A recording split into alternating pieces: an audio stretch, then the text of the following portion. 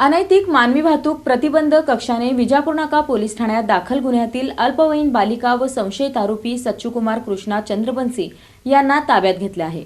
Police आयुक्तालय सोलापूर शहर हद्दीतील विजापूर नाका पोलीस ठाणे येथे दाखल गुन्ह्याअंतर्गत अल्पवयीन बालिका व संशयित आरोपी नामे सच्चूकुमार कृष्णा चंद्रबंसी यांना अनैतिक मानवी वाहतूक प्रतिबंध कक्षाने ताब्यात घेतले आहे। दिनांक 25 सप्टेंबर 2025 रोजी दाखल गुन्ह्यानुसार आरोपीने अल्पवयीन बालिकेस आमिष दाखवून पळवून नेल्याचा आरोप होता। गेल्या 6 महिन्यांपासून तपास करूनही आरोपी व पीडित बालिका सापडत नसल्याने हा गुन्हा पुढील तपासासाठी दिनांक 3 फेब्रुवारी 2026 रोजी अनैतिक मानवी वाहतूक प्रतिबंध कक्ष सोलापूर शहर येथे वर्ग करण्यात आला।